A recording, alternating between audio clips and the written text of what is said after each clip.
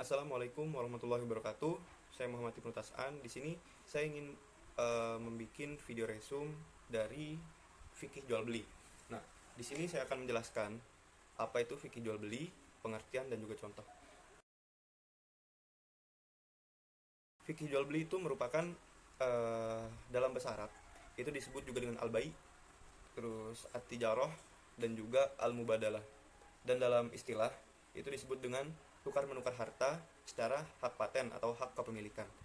Uh, Kemudian pada dasarnya aktivitas jual beli itu merupakan aktivitas ekonomi yang dibolehkan hukumnya berdasarkan tiga panutan, yaitu kitabullah atau Al-Quran, yang kedua ada sunnah atau hadis, dan kemudian ada ijma dari seluruh umat muslim. Nah, kegiatan jual beli ini dapat dalam hukumnya dibedakan menjadi dua, yaitu halal atau dibolehkan dan juga haram atau tidak boleh.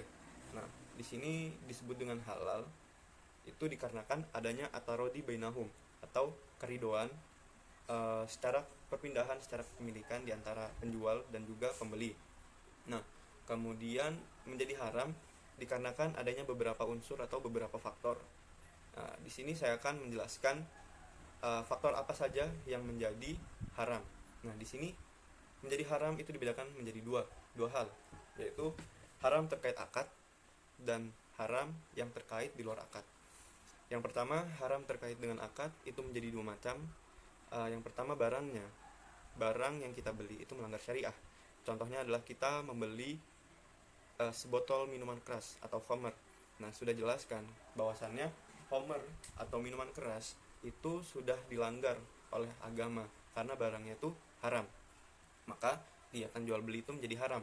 Nah, yang kedua itu ada akad yang melanggar syariah.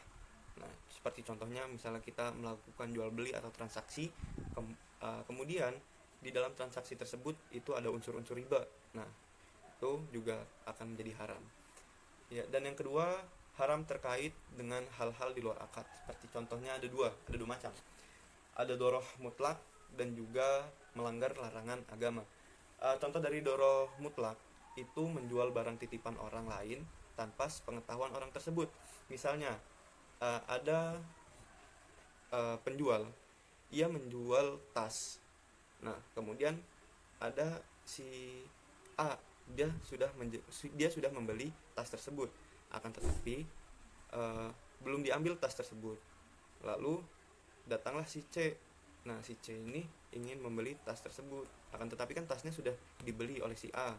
Nah, tapi dikarenakan si C membeli dengan harga yang di atas dari si A, si penjual itu menjual tasnya ke si C. Nah, mungkin seperti itu contohnya. Dan kemudian melanggar larangan agama, seperti simpel contohnya itu misalnya melakukan jual beli atau transaksi pada waktu azan sholat Jumat. Nah, kan sudah jelas, sudah ada ayatnya yang melarang tentang itu. Kemudian dalam jual beli itu juga memiliki rukun sebagai penegaknya, seperti halnya sholat. Apabila sholat tertinggal saja rukunnya, meskipun satu, maka sholat tersebut menjadi tidak sah, seperti itu. Kemudian rukun jual beli itu dibedakan menjadi tiga. Yang pertama, adanya penjual dan pembeli yang memenuhi syarat, dan yang kedua adanya akad, dan adanya juga barang atau jasa yang dijajakan atau diperjualbelikan. Nah, adapun penjual dan pembeli yang memenuhi syarat, syaratnya apa saja? Yang pertama ada berakal, baligh, dan juga tidak harus muslim. Nah, yang kedua adanya akad atau transaksi. Itu yang pertama tidak boleh bertentangan. Yang kedua sigot madi. Yang ketiga tidak butuh saksi. Yang terakhir adanya barang atau jasa yang diperjualbelikan. Itu harus memenuhi beberapa unsur. Yang pertama adalah suci, yang kedua mempunyai manfaat, yang ketiga dimiliki oleh penjualnya, yang keempat bisa diserahkan, dan yang terakhir harus diketahui keadaannya, speknya, dan seperti itu. Kemudian adapun pembagian alat tukar dan barang sebagai berikut. Dibedakan jadi 4. Mutlak atau jual beli seperti normalnya, kemudian salam atau barang yang diserahkan secara tertunda namun uangnya telah diserahkan diserahkan secara tunai. Nah, dan yang ketiga itu adalah sorof.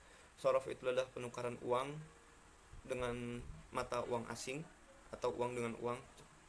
Dan terakhir adalah muqayyad, seperti halnya barter, seperti yang dulu pernah dilakukan oleh orang-orang terdahulu, itu sistem tukar barang. Nah, seperti itu disebut juga dengan muqayyad. Ada juga penetapan harga yang dibagi menjadi 3. Ada musawamah, amanah, dan muzayyadah. Nah, musawamah itu tidak disebutkan nominalnya, dan yang kedua adalah amanah, disebutkan modalnya, dan muzayyadah itu juga disebut juga dengan lelang. Itu lelang itu ternyata dibolehkan oleh Islam untuk menghasilkan harga yang lebih tinggi. Nah, kemudian berdasarkan waktu serah terima. Berdasarkan waktu serah terima itu dibedakan menjadi 4. Yang pertama adalah tunai. Tunai itu pembayaran dan penyerahannya bersamaan. Kemudian ada yang namanya salam. Salam itu pembayaran lebih dahulu dan penyerahannya ditunda. Kemudian ada kredit. Kredit itu pembayaran yang ditunda, akan tetapi barangnya datang terlebih dahulu. Nah, kemudian yang terakhir adalah hutang dengan hutang, atau pembayaran dan penyerahan barangnya ditunda. Jual beli dapat menjadi nafis atau mauquf, atau akad dapat dibedakan sudah putus ataukah masih menggantung. Nah, hal ini didasarkan putusan dari para jumhur ulama menjadi nafis atau sudah diputuskan 100%, sehingga tidak perlu pertimbangan lainnya, dan akad akan menjadi mauquf atau menggantung dikarenakan beberapa hal, yaitu sebelumnya saya akan menjelaskan apa sih nafis dan mauquf.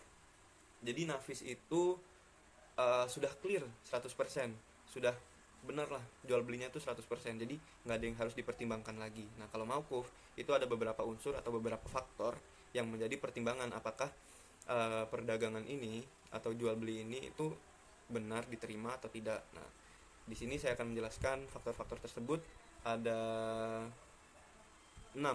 Nah, yang pertama, apabila penjualnya itu anak kecil, kemudian tidak sempurna akalnya, orang sakit menjelang kematian, terus ada orang yang menggadaikan harta, kemudian harta bersama dan harta orang lain. Nah, saya akan menjelaskan mungkin 2. Anak kecil. Mengapa anak kecil itu meragukan? Nah, dikarenakan belum cukupnya umur dan belum mengetahui pastinya harta. Dan kemudian ada dari orang yang menggadaikan harta.